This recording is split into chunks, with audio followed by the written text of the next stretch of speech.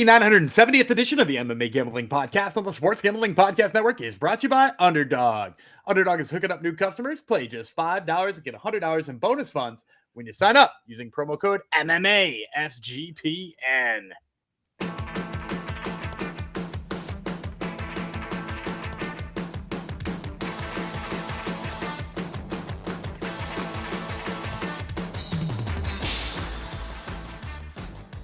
Howdy ho, Degenerinos. Welcome to episode 970 of the MMA Gambling Podcast on the Sports Gambling Podcast Network, dedicated to the 75 of you who have us as your top podcast this year, according to Spotify.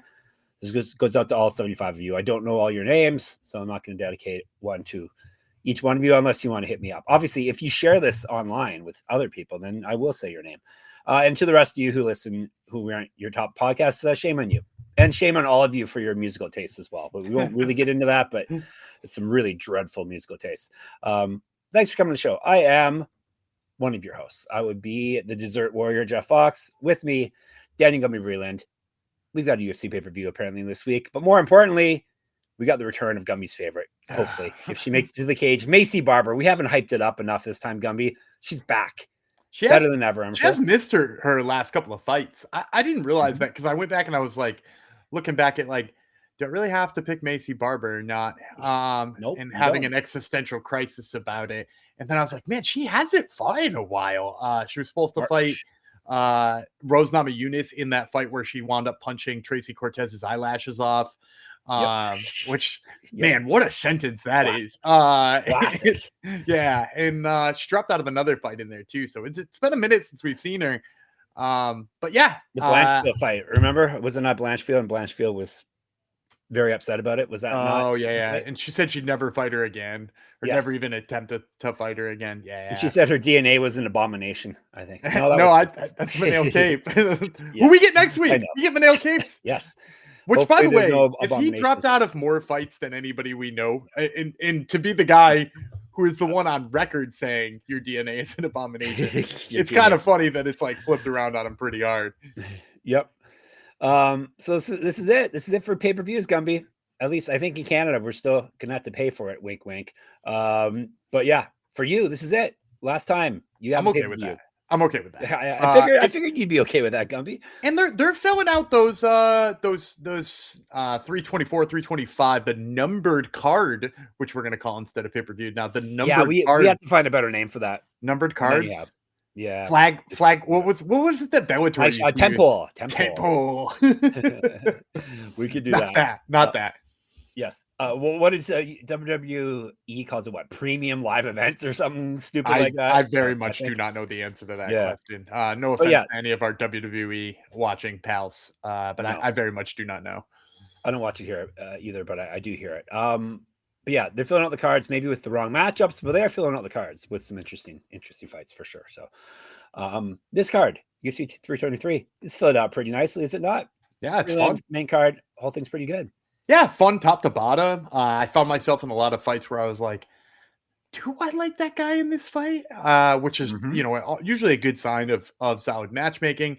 It wasn't like a fight that I just like breezed through and was like, I know who I want in this one. The top a little bit lighter, I think, in terms of like intriguing matchups, despite there being title fights. But like, even the main card, there's still like 3 really close fights on there, despite the title fights seemingly being, although I guess one of the title fights is close. The second one's just kind of a bummer. Yeah. And we've got Ibo versus Evo matchup on the prelim. So what more do you want, right? Names that Evo. We should probably dive into it. We don't want to talk too much because we got 8 fights or no more than that. 9 fights. 9 fights. Yeah, 9 fights. So all right, before we dive into it, reminder, it's the last week of our merch holiday sale, so it's your last chance to get MMA Gambling Podcast merch. I see Gumby's got a SGPN sweatshirt on. I have a SGPN hat on. I got a sweatshirt right beside me. Like I said, probably 75% of my daily outfits are SGPN merch. So MMA Gambling Podcast and otherwise, all the shows have it. Just the Sports Gambling Podcast in general has a whole bunch of good stuff. So check it out. That's sportsgamblingpodcast.com/store. Remember, the code HOLIDAY will get you 25% off. So check it out. sportsgamblingpodcast.com/store. Holiday is your checkout code, 25% off.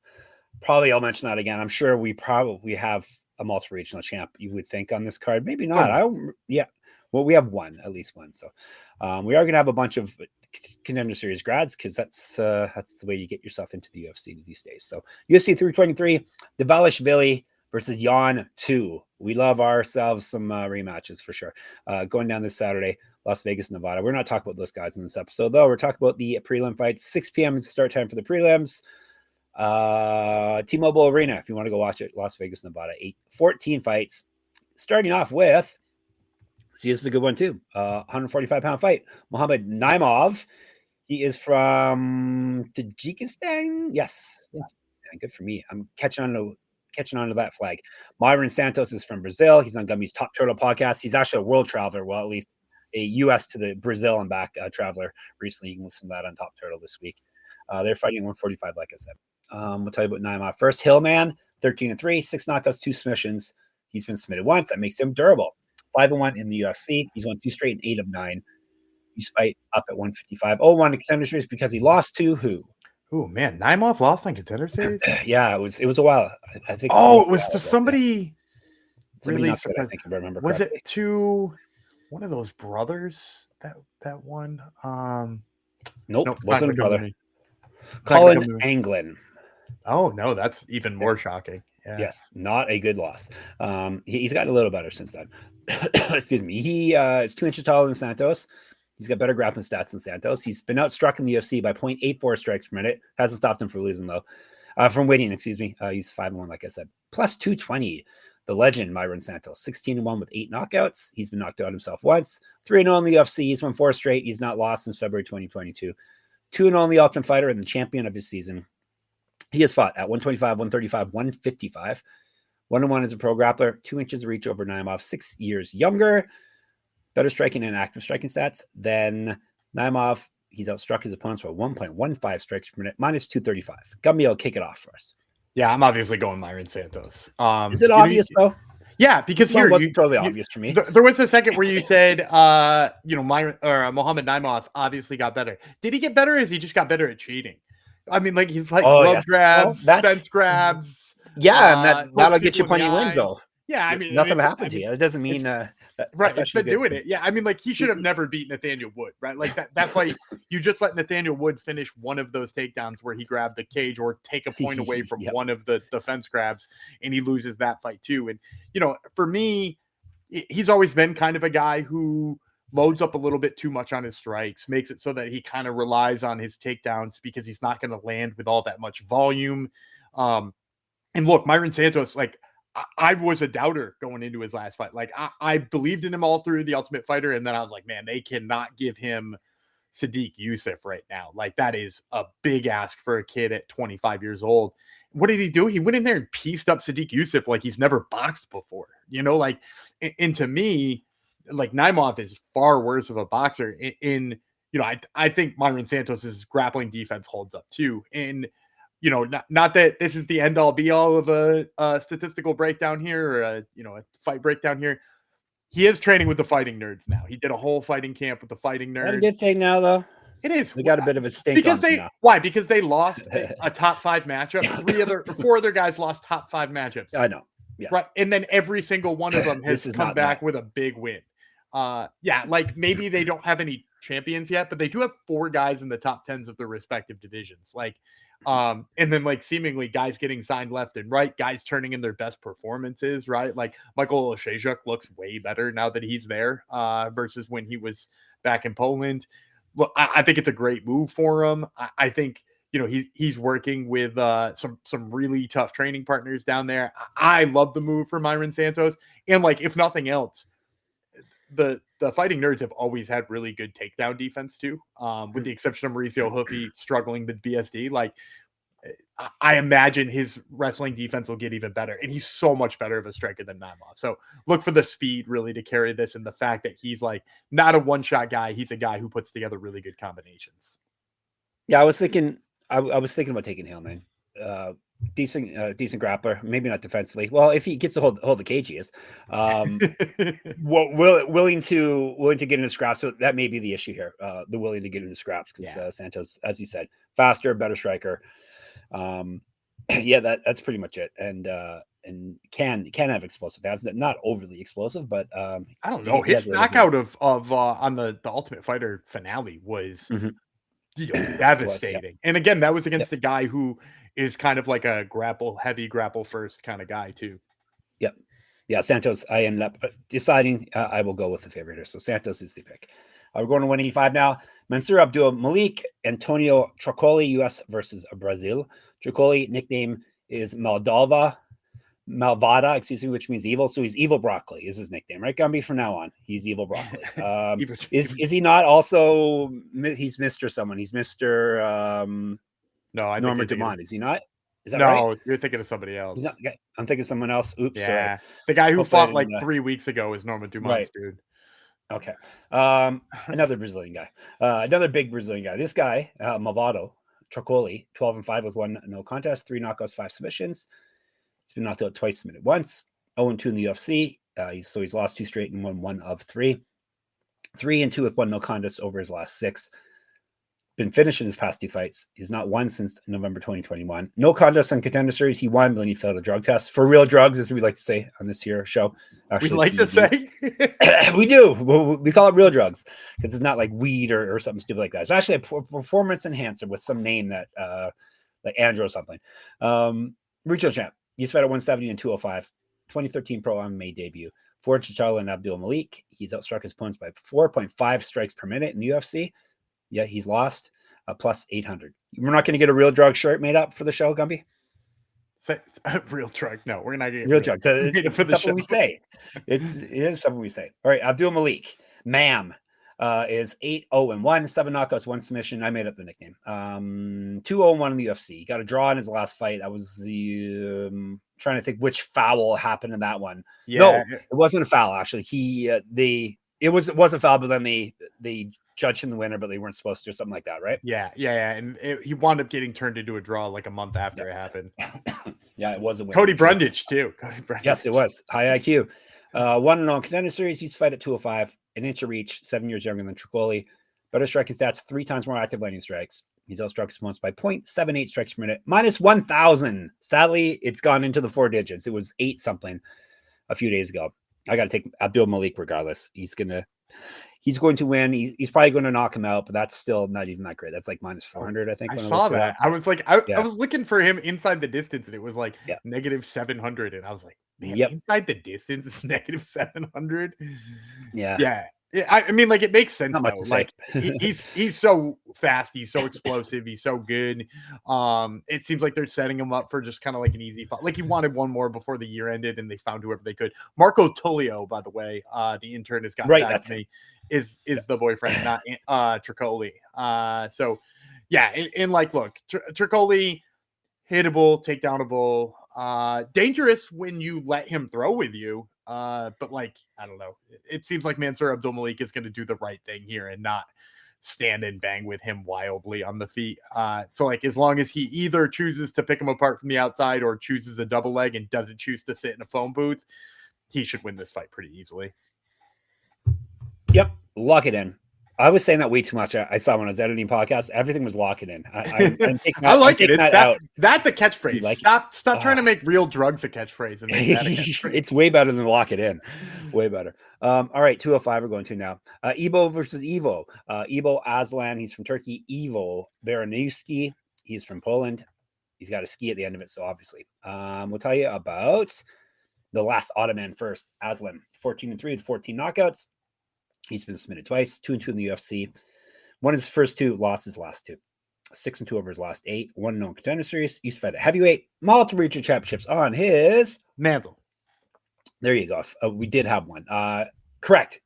Remember the merch store, sportsgamblingpodcast.com/store. Holiday at checkout, 25% off. 3 inches taller, 4-inch reach advantage over Baraniewski. He's got better grappling stats. He's outstruck his opponents by 1.62 strikes per minute, plus 168. Baraniewski, Rudy, obviously, is his nickname, Gumby. Obviously, right?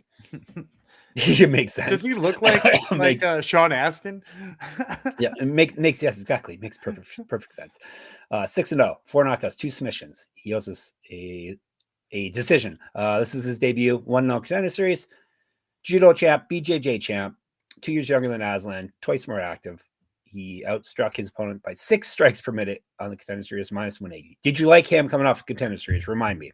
Yeah, he was first of all, we like him because he cashed for us at like plus 250 or something like that. I had him against, it's funny, you asked me who won that Dana White Contender Series fight. Meanwhile, I can tell you who the last 3 people all beat, because Ibo beat Pleasure Man and Ivo beat Muhammad Ali. And so, like, you know, I know those ones for some reason. Oh, and Mansur Abdul-Malik beat Party Time. So yeah, for some reason I remember those ones instead. I did like him. It was a 20-second knockout, so it's hard to gain anything from that. But like, I went in liking him in the first place because look, he's kind of gritty and can work in the clinch really well. He's got like nice uppercuts in the clinch when he gets in there, and also like isn't afraid to mix it up wrestling wise. I also like that he just seems to be smart. I'm pretty sure that's why I picked him against Muhammad Ali, is because like that's like a damn good grappler and has like a one-touch big KO power, but like isn't really going to put his strikes together. And I was like, look, as long as he stays away from the big strikes and keeps himself out of range for a takedown, he should be fine. And you might remember, you probably don't, but I picked against I picked against Ibo Aslan in his last fight too, when he lost to Juice Box Walker. And it was literally just because I was like, hey, he just needs to be safe and tire him out. If he dances, he wins. And, you know, the thing I already like about Baraniewski is that he is safe. He does the right thing. He stays away from those big KO shots, and he's got the big KO shots himself. And so for Ibo Aslan, I think like there's too many ways he can kind of mess this up. He can walk into a strike. He can walk into a takedown. He could tire himself out chasing Baraniewski around the cage. And whereas like the one way that Baraniewski can kind of lose this fight is just like choosing to be in range too long with Ibo Aslan, who does load up on his strikes a lot. You know I said that about Muhammad Naimov as well, but he does kind of just load up too much. So yeah, I like the newbie here. Give me Baraniewski. Yeah, I'll take him as well. Aslan's obviously, you got to be careful with him on the feet because that's how he wins fights. But Baraniewski's a good grappler, correct? He's got judo background. Do you think he can go with that or not? You know, I don't know. He's coming off of beating so he didn't look interested in the 20 seconds he was in the cage doing that. But like some of that too is he was up against a pretty high level BJJ black belt. And so like he's got a nice right hand. He's got a nice left hand too, for that matter. So like, I hope he didn't fall in love with them and like knows to have the smarter fight here. Because you know that'll happen. Like you get a big knockout, everybody's all hyped up and you're like, oh, now I can go into the UFC and get an extra 50K by doing that. You know, like, but he does seem like a guy who's got his head on his shoulders. So I'm going to trust him here. Yeah, smart MMA fighter. That's the market that has not been cornered yet, right? Especially not at light heavyweight, my man. Not at light heavyweight. That could be a massive advantage, positive. Untapped market. Yes, exactly. All right, before we dive into more fun plays, winning plays, tell you about Novig. We're also brought to you by Novig. That's Novig. Novig is America's #1 sports prediction market. Novig, you're getting the best prices because they have reduced juice. Novig is available in 35 plus states. Download the Novig app and get $50 when you spend $5 if you use our promo code SGPN. Get in on the action with Novig, promo code SGPN. And Underdog is your home for pick-up entries where you can win up to 5,000 times your entry. I bet Gumby has a play for you right now. I just have a feeling. Sure, let's stick with the UFC 323 this Saturday. And I'm going to go right to the main event, Merab Dvalishvili. Dude just racks up takedowns, doesn't he? And I imagine this fight might go a little bit on the longer side, especially being that it's a rematch. Right now, Underdog has his projected takedowns at only 8.5. We're going to go with the higher than on Merab's takedowns. I think he gets at least 9. Yeah, rinse and repeat with that guy. Keep taking the people down. So I co-sign that. Maybe I'll actually have to make a video, and maybe I'll include that. We'll see. Unless Gumby, are you making a video? Are you going to include that one? I don't know, man. I don't know what I'm doing. But one of us will include that. Well, whoever gets to it first. Underdog's got a brand new offer for new customers. Play just $5 and get $100 bonus funds when you sign up with the code MMASGPN. I think it just caused a existential crisis with Gumby there. I don't know what I'm doing, man. Are you okay? Everything okay? I'm good. Is it the holiday crush coming up? Is that the issue? I'm good. I'm fine around the holidays. Okay, good. Let's go to a 155-pound fight. Edson Barbosa. Perhaps you've heard of him. He's from Brazil. Jalin Turner from the United States of America. Barbosa's been around a while. Has he been around before even Gumby? What year did you get into MMA, Gumby? Have you talked about this before? Like 2000 maybe or something like that. Okay, yeah. He's 2009. I was thinking he was around long enough, but no. Gumby has been around way before that. Yep. All right, let's tell you about him first. Edson Barbosa, 24-13, 14 knockouts, 1 submission. He's been knocked out 4 times, submitted twice. 18-13 in the UFC. He's been around. He's lost 2 straight. Before that, he won 2 straight. Before that, he lost 2 straight, which means it's 2 for a 2 based on patterns, 2-fight win streak coming up. Yeah, he's not won since October 2023. Used to fight at 145. Multiple regional championships on his mantle. Correct. Remember, merch sale, sportsgamblingpockets.com/store. Holiday, 25% off. 2009 pro MMA debut, 25-3 in Muay Thai. I think that's just a partial record as well. That's kickboxing as well. He's been outstruck though in the UFC by 0.46 strikes per minute, plus 270. So you're around for the Terry Edom fight then, I assume, right? Yeah, I love that. Of course. All right, the Tarantula, Jalin Turner. I know what you're thinking. Didn't he retire? This is MMA. Come on, don't be silly. 14-9, 10 knockouts, 4 submissions. So he's finished everyone. He's been knocked out 4 times, submitted once. 7-6 in the UFC. He's lost 2 straight. He's won 1 of 5. Both his past 2 losses via finish. He's not won since December 2023. So someone's going to get off the schneid here, you would think, unless we got a draw. Missed weight before at 155, which isn't shocking because he's huge. He's fed at 170. 1-0 in Contender Series, 2-0 in Bellator Rip, 1-0 in World Series of Fighting. 4 inches taller, 2-inch reach advantage over Barbosa. 9 years younger. Better striking stats, more active landing strikes, and better grappling stats than Barbosa. He got a positive strike differential at plus 0.98. He's at minus 285. Obviously, all the stats are pointing to Turner, right? So the knee jerk, I would be like, oh, I'm taking Turner, but no, you can't take him. You just can't, especially at this number. The number is the biggest turnoff here, but more than that, even is just how Turner has looked in the cage. I don't know how he's like this number's gone up too since I saw it a couple of days ago. I don't know how people can put significant money down on Jalin Turner. He's looked like for a while now. It's not just like it's not just his last fight. It's been years where he's looked like he does not want to be in the cage, and then he proved that he doesn't want to be in the cage by, getting finished in 2 straight fights and then retiring, quote unquote, retiring. So, a few months away now, he's cured all that. I don't know. Did you see the social media post too? By the way, not that I like pulling social media posts into my breakdowns. That's totally not my style. But he said something. Maybe it was an interview. He said something to the effect of, "There are still things outside of the octagon calling my name, but I got to finish this up first."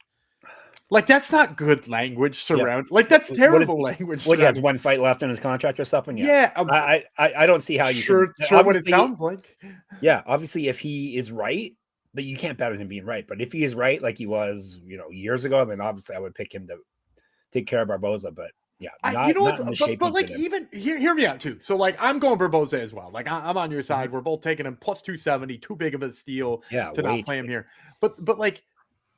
I'm not even sure like the best version of Jalin Turner I would still pick necessarily, right? Because like what would you be counting on him doing in order to beat Edson Barbosa? Like just shooting a takedown as quickly as he possibly could? Because the thing is about Jalin Turner is long got ahead of people on the feet by being way longer and really hard to hit from range. The problem is that's just not true about Edson Barbosa. Edson Barbosa uses his range better and is only, like 2-inch difference? It's like barely a difference, right? So like for once, he's having to fight somebody who's similar to his range, although he did with Baja Mondays too, although he was submitted before that fight even started. But like, we've got a guy who seems to be quitting in fights. We got a guy who doesn't seem to want to be in there. We got a guy who wants to retire. And then I'm like, not sure even the best version of him has all that many advantages over a guy that we can get at plus 220 and is probably going to kick his damn legs off. So yeah, I like Barbosa here. Give me him at plus 270. That's a steal. We didn't even mention the leg kicks until the very, very end. So there you go. Yeah, they're good too. And he's got those spindly ass little legs too. Like he'd probably kick the hell out of them. it would be nice if prime Jalin Turner was still a thing, but yeah. How often do you see fighters actually come back from where especially when like that's the language around it? Like the language around it was that like he didn't love it. You're in the wrong he's shown that he has loved it for a long time now. Yeah, you're in the wrong sport for not loving it, man. Exactly. You're gonna get hurt, especially with the guy Edson Barbosa. You better be both feet in, or you're gonna get your feet kicked off. All right, we're going to 185 now. This is the main event of the early prelims. Marvin Vettori, Italy. Brunno Ferreira, Brazil. I will tell you about Ferreira first. The Hulk, 14-2, 9 knockouts, 5 submissions. He's been knocked out once, submitted once. You definitely owe us a round, sir. 5-2 in the UFC. He's won 2 straight and 4 of 5. Past 2 wins via submission. First, he went on a streak where he's knocking everyone out, and now he's submitting everyone. 1-0 contender series, regional champ. 007 is his strike differential, plus 0.07. He's at plus 100 on the board. The Italian Dream, Mad Marvin, 19-9-1, 2 knockouts, 9 submissions. He's never been finished in a fight. 9-7-1 in the UFC. He's lost 3 straight. He's won 1 of 5. He's not won since March 2023. Fought at 170 and 205 before. Missed weight before, down at 170. Regional champ, 2012 pro MMA debut. 1 nose pro grappler. 2 inches of height, 2 inches of reach over Ferreira. More active landing strikes and a better grappler than the Ferreira. He's outstruck his opponents by 0.16 strikes per minute, minus 104. So basically a pick him. Have I ever told you the story about where Marvin Vettori's nickname comes from? I think so, but tell us again. Would you believe me if I told you the Eminem song Mosh? Oh, for real? Yeah. Okay. At one point in time in that song, he says the words American Dream, and then okay, I think you told me that. Yeah. Marvin Vettori Googled what that was, and he said he wanted to be the Italian version of that. And well, Eminem not among the top 5 most listened to artists by our listeners, Gumby. So yeah, I did see that. You probably don't know that. The case. But anyway, to me that's just like one of the most remarkable nickname stories of all time. He's a fun guy all around. He is a lot of fun to interview too. I will say that this is one of the best match made I've ever seen. It's like a guy who barely finishes anybody versus a guy who gets finished all the time, and then one guy who finishes the other one versus a guy who like seemingly can't be finished. One guy who's like cardio like has been brought into question once in a while, and then the other guy's got good cardio but makes really dumb mistakes no matter what. Like it's just like it's perfect. I want to blame it on Ferreira though. I think Marvin's too hittable. And like, what's Marvin's path to victory, right? Volume or takedowns, right? Volume or takedowns. Yep. We've seen from Ferreira, because I knocked him for his grappling way too many times. The Discord even gave me crap about it.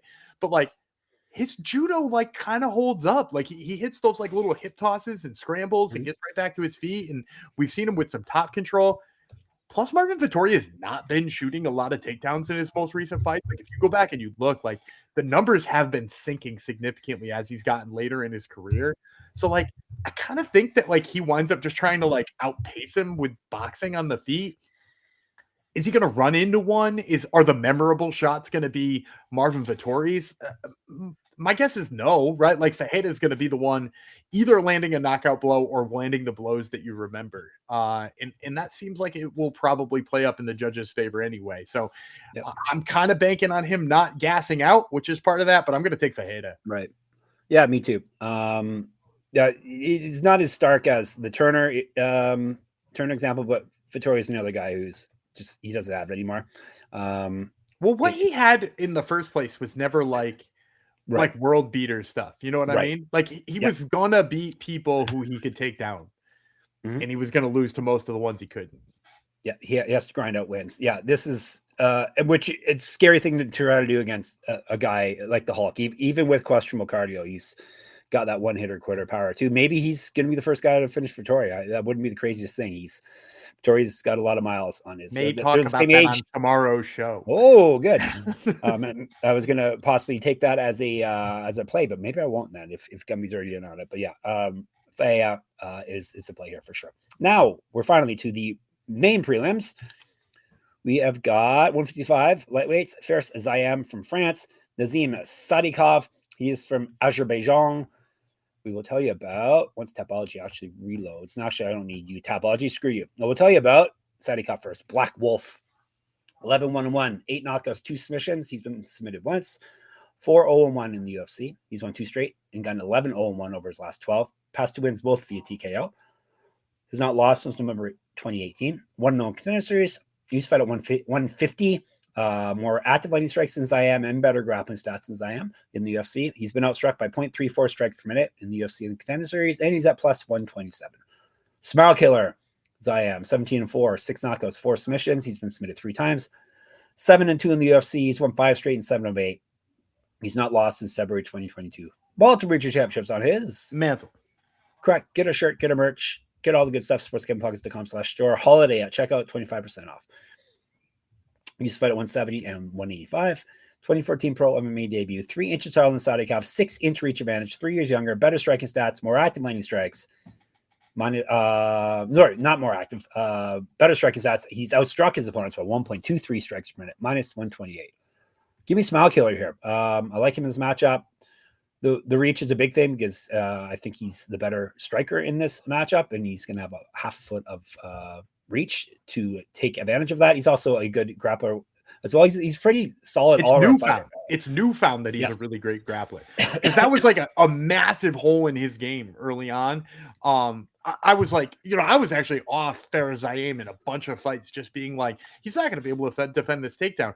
And now not only is he defending the takedowns, he's scoring them too. Who is it? Matt Frivola, who he took down a couple of times, and then need him into different, different municipality. Like, I mean, like it was municipality. Yes. Yeah, it was a mean knee. And the worst part, have you ever heard the Ray Longo track on that one too? No, Ray Longo. I want him to narrate everything though, but yes, you can get him yelling to Frivola in that fight. He goes, turn around, and he turns around and eats a knee right to the mouth, and it's like, oh, that's terrible. And he's usually spot on, so no hate to Ray Longo here. This is certainly a pro Ray Longo podcast. But yeah, Sadykhov, like you said, probably the faster striker, definitely the more technical of the two versus Sadykhov. And like, I don't mean to detract from Sadykhov, but he's kind of gotten a little bit lucky with some of his fights too, right? Like when we saw a guy who could kind of wrestle with him and was a better striker, and Evan Elder. Elder was beating the crap out of him, and he just like cut Elder with like a really awkward kick, right? And then wound up getting the doctor stoppage. Like Elder wins that fight probably 10 times out of 10 if there's no injury like that. So, for me, I think Ziam is going to be better from range. I think he's probably going to like surprise him with the takedown. That seems to be his thing too, is like since he's like gone to the well and like figured out how to wrestle a little bit, he's now just like, they're not going to see this coming. And he hit the guy who's the least expecting it with some takedowns. So yeah, I like Ziam here. I'm kind of shocked by the number, to be honest too. What would you put it at if you were guessing numbers here?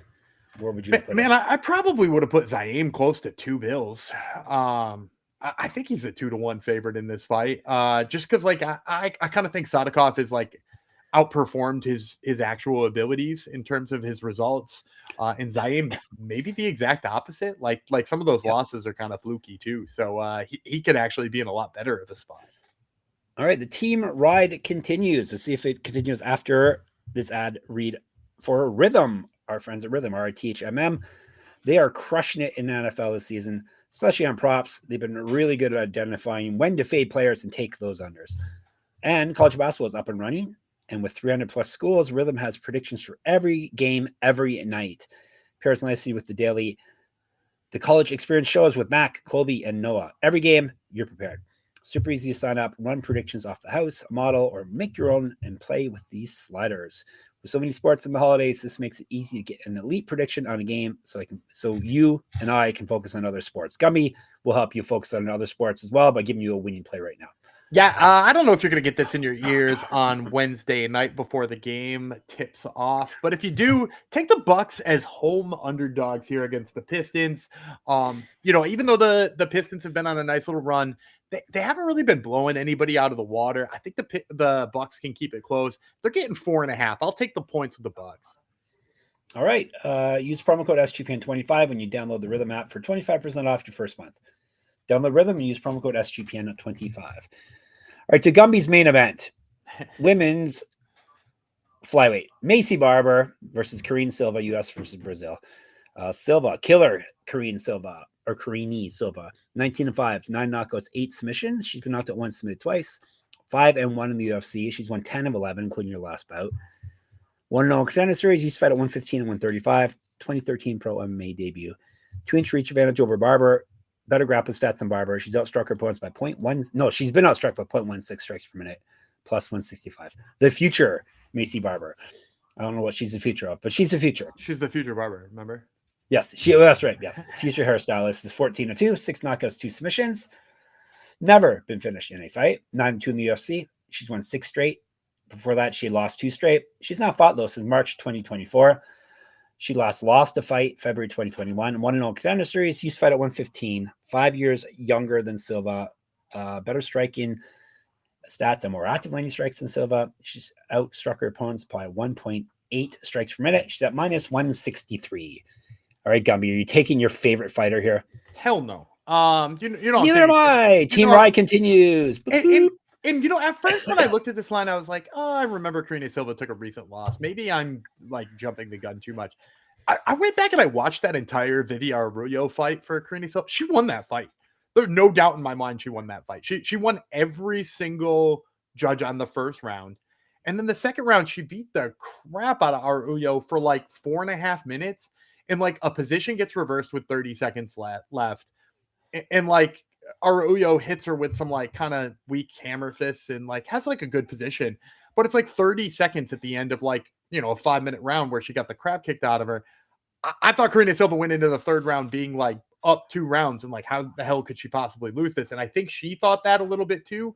So like when you go back, like that's obviously a good win. And she kind of bodied Arroyo until like the very end when she started to tire out a little bit. And we've kind of noted that that's like the Maycee Barber path to victory, right? Is to be the bigger, more physical kind of bully in the clinch kind of fighter.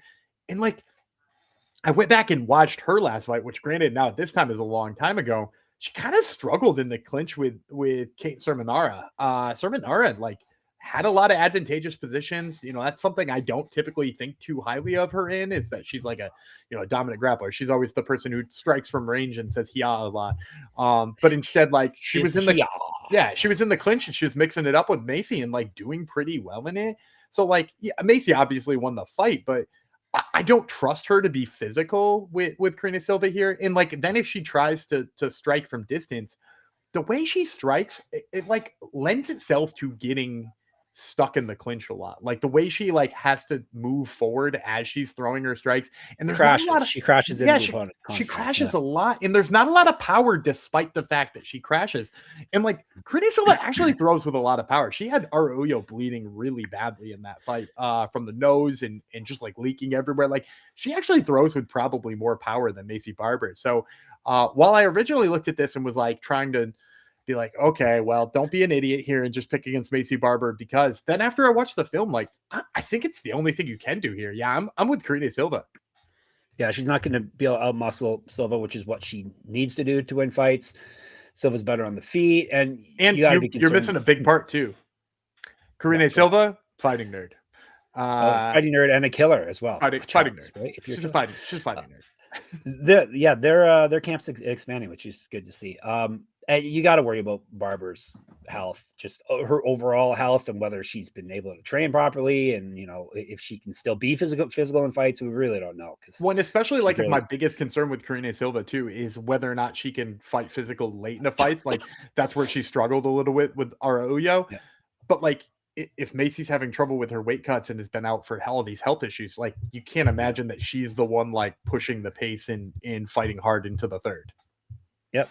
Hopefully she does not make us. That we'll be super angry if she wins now. No, we both picked against her. All right. Co-main event of the prelims: Terrance McKinney, United States; Chris Duncan from Scotland. We will tell you about McKinney first. T-Rex, obviously, is the nickname. 17-7, 8 knockouts, 9 submissions. He's finished everyone, all in the first round. He's been knocked out 5 times, submitted twice. So it's kill or be killed. He owes his rounds. Will he ever get a decision? I don't think so. 7-4 in the UFC. He's won 2 straight and 4 or 5. Both of his wins via finish, past 2. Has fought at 145 and 170. Missed weight before at 155. 0-1 in contender series because who beat him, Gumby? Terrance McKinney. Oh, Terrance McKinney or Duncan? Terrance McKinney. Who beat Terrance McKinney?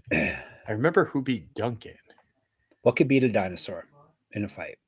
I don't know. You got me. I'm sure it was in the first round, probably. Sean Woodson, second round, flying knee. Oh, yeah. Okay. There you go. Gumby doesn't remember everything, eh? The brain. That was when he was down a weight class too. Right. Yep. All right. What else can I tell you about T-Rex? He does have a pretty good resume here. Regional champ, 2 inches of reach over Duncan, a year younger, better striking than stats, better grappling stats, and more active landing strikes than Duncan. He's outstruck his opponents by 3.2 strikes per minute, plus 140. The problem, Chris Duncan, 14-2. 7 knockouts, 3 submissions. He's been knocked out once, submitted once. 6-1 in the UFC. He's won 3 straight and 7 of 8. 1-1 in Contender Series. Who beat him, Gumby? Yeah, he lost the Slava Claus, beat Charlie Campbell. Right. There you go. 3-0 in Bellator. Rep, regional champ. His outstruck his opponents by 0.11 strikes per minute, minus 150. I was going to take McKinney just because he's fun and all, but it's it would be fun if he goes on run, but you can't. You really can't bet on him, especially against a guy like Duncan. Heard a guy on another podcast, very wise guy, talk about how Duncan's durable. I can't remember what podcast it was. Top Turtle, maybe. But yeah, Duncan is pretty durable. He has been stopped once, but all you have to do is survive one round, and then McKinney's going to be tired, and Duncan probably is going to finish him because McKinney does not go to decisions here. So Duncan inside he's tired 2.5 minutes in. 2.5 minutes into the fight, he's tired and he's exhausted all of his possibilities. Yeah. I love Duncan. And that's not getting better. That hasn't improved. He's still that way. So. And Duncan keeps getting better with his durability. You mentioned the Slava Claus fight, and he got slept by Slava Claus. He was hurt by Charlie Campbell, and I use those two moments as like reasons to pick against him for like a large portion of his career at this point. Yep. And like I need to stop myself because like he has looked so good since then. Like in both, like his striking is getting tighter. He's tagging and bagging like it's his job, right? Like that's his thing now, right? Like he'll tag you with the hands and bag you with the sub. His wrestling defense looks good, and he's incredibly durable. And then on the Terrance McKinney side, like he has to knock you down or sub you in the first 2 minutes, or it seems like he's not even there anymore. I mean, like I keep thinking about the Drew Dober fight and just like how bad he looked after dominating Drew Dober for 2 minutes. Like he dominated Drew Dober for 2 minutes and was like, well, that's all I got. I'm done. It's like the Grandpa Simpson meme where he walks in the door and takes his hat off and puts it right back on and walks. Like that's Terrance McKinney fighting. And like you can't take that against the guy who like pounces on the first time you mess up. And that's exactly what Chris Duncan does. He pounces on the first time you mess up. I'll take Chris Duncan. He's also Homer fading into the bushes because he just fades away too, right? Yeah, McKinney's all the memes. But that's him not wanting to be there. Yes. I think he wants to be there. He just he something leaves. He gets sleepy. All right, both in on Duncan. Will the team ride? I'm not sure if he's going to survive this last bout here or not. I mean, let's see. Main event. Other prelims. Grant Dawson, United States. Manuel Torres, not the United States. He is from, I'm not going to say Mexico. It is Mexico. Damn it. I was thinking it was Peru. Mexico. 3 5-minute rounds. 155. El Loco. Obviously, it's, I guess Peru speaks Spanish as well. El Loco Torres, 16-3, 8 knockouts, 7 submissions. He's been knocked out once, submitted twice. EOS his rounds. 4-1 in the UFC. 7-1 over his last 8. TKO win in his last bout. He's a regional champ. He's fighting 145, 2014 pro MMA debut, an inch of reach over Dawson, a year younger, better striking stats, twice more active landing strikes. He's outstruck his opponents by 3.67 strikes per minute. That is quite a big number there. Plus 190 though. Now KGD Dawson. Do we know what the K is? Is it King Grant Dawson? Is that what we're going with here? I think that's what it's supposed to be, but I can't remember. He should go all in like King Bobby Green and change your name to King Dawson. He probably doesn't want to talk about Bobby Green all that much, if I'm remembering correctly. That's right. They fought each other, did they not? They did, and it did not go Mr. Dawson's way. Most things have though. He's gone 23-2-1 in his career, 5 knockouts, 13 submissions. He's been knocked out twice though. 11-1-1 in the UFC. Gummy just told you who the one was. He's won 3 straight and 6 of 7. He's not lost since October 2023. Missed weight before up here. Used to fight at 145. Missed weight twice at 145. 1-0 Contender Series. He's a regional champ. 2014 pro MMA debut. He's outstruck his opponents from 1.09 strikes per minute, minus 200. All right, Gumby, is it a team ride or not? What's your pick? When you said you didn't think we were going to agree, I kind of think we are now. I'm going to go Manuel Torres. Yeah, team ride. I wasn't sure. I didn't think you were a big Grant Dawson fan. I love Grant Dawson, but like, oh yeah, I do. I'm still like a big Grant Dawson fan, and like, let me get this perfectly clear before we get too far into this breakdown. I think this could be a fight where we both take Manuel Torres in 30 seconds into the fight. We're like, shouldn't have done that. Because he's on his back, yeah. Because he's on his back and he ain't getting up, because that's how Grant Dawson fights. And if he can do it once, he can do it 7 times in this fight. But like, I've been really impressed with the footwork of Manuel Torres. I went back and watched a bunch of his fights, and his ability to like stay away from his opponents, even when they're like a lot longer than him. Like, he looked really good. Granted, it's his only recent loss, but he looked really good in that fight with Ignacio Bahamondes on the feet. I think on the feet, he is going to like outclass Grant Dawson, who we also have like chin questions about because of that Bobby Green fight. And then in addition to that too, like if you watch his fight with Chris Duncan, the aforementioned Chris Duncan, who we just praised the hell out of on this show, like he took Chris Duncan down twice. Like, his grappling is like kind of sneaky good. He's only been taken down 1 time in 8 chances in UFC and in Contender Series combined. His takedown defense is really held up, and some of that is the footwork to stay away from his opponents and to keep things at range. I think he's dangerous with the hands. I think that range becomes a problem for Grant Dawson. We've also seen Grant Dawson kind of fade against some like rangier striker types, you know, like the Ricky Glenn draw, if you will. And so like, I think if he does that against somebody like, you know, Torres here, I think he sleeps. So yeah, give me Manuel Torres. Yeah, Torres on the feet against Dawson should scare Dawson. As he said, his chin is a little suspect. Torres is much better on the feet, much better striker, and he can grapple a bit himself as well, as long as he doesn't try to get into a grappling match with Dawson. Just play it safe, keep it on the feet. So he got no grappling match with Chris Duncan and subbed him. Just saying. Like, maybe he can do it. We don't know. Maybe. Yeah, sure. Fine. Just win. Well, we're picking you. So it doesn't matter how you win. We're taking a plus 190. So, all right, team ride. Here's who we got. Torres, Duncan, Silva, Ziam, Ferreira, Barbosa, Baraniewski, Abdul-Malik, and Santos. So even a bunch of dogs too, or not a bunch, but a few dogs, and we're still a team ride. Do you think tomorrow is going to be the same, Gumby, or not? I think we're going to match all the way through this card. Really? I don't think we're going to differ once. Really? I think we're going to differ on one fight, maybe. Okay. We'll see. All right. Tune in tomorrow and find out, ladies. That's a cliffhanger for you. We'll be in the Discord, sportsgamblingpodcast.com/Discord. YouTube, MMA Gambling Podcast. Twitter, SGPN MMA. He's at Gumby Real, and I'm at Jeff Fox Writer, at Jeff Fox Writer on Instagram.